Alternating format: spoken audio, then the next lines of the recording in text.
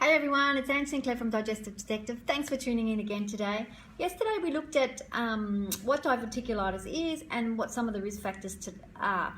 Today I'm going to talk about knowing if you have diverticular disease, what are the signs and symptoms, and how you can get a clear diagnosis and be able to start treatment. So the pre-diverticulitis condition is called diverticulosis. Hard to get your mouth around those. So, which is the initial herniation of or outpouching of the bowel. Basically, it's generally asymptomatic for most people. It's when that we move into the more impacted, inflamed, infected state where you see signs and symptoms.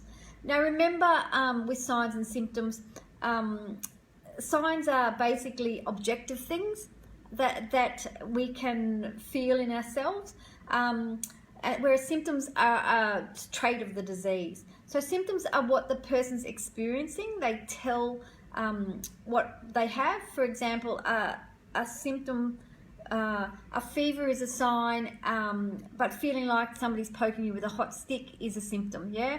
So signs of diverticulitis are excessive gas, blood or mucus in the stool, fever, a change in bowel habits, so you could be either constipated or have diarrhea, but the key is here, it's different to your normal bowel habit.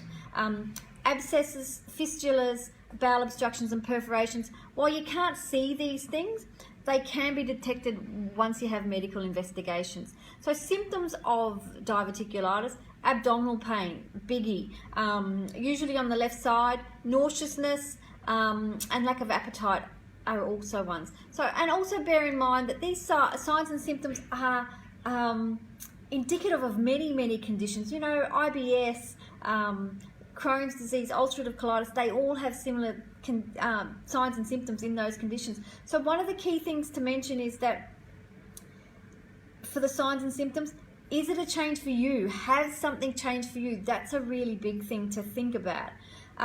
So how do we, hi Narelle, how do we recognize, how do we go from recognizing signs and symptoms and making an accurate diagnosis? There are some blood tests that you can do, generally to identify inflammation and infection. So your doctor will be able to do these. So some of the things are white blood cells, will help illustrate if you have any infections.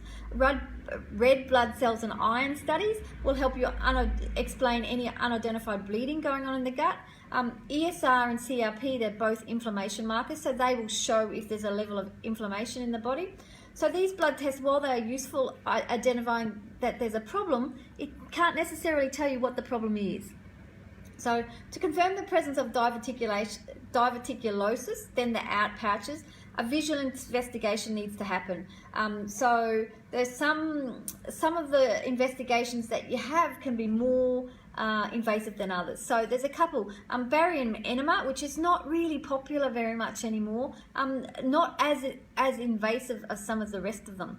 Ultrasound, CT scan and colonoscopy. Most people go for the colonoscopy to see if they have diverticulosis or diverticulitis.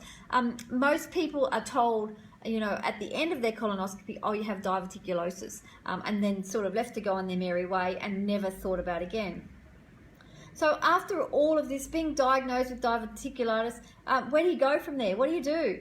Tomorrow I'm going to look at the dietary considerations in the management of this condition. So if you're ready to start the healing process with diverticulitis disease, why don't you jump onto my website and book in for an initial consultation, or just book in for a free 15-minute, and we can walk you through some steps that are really good.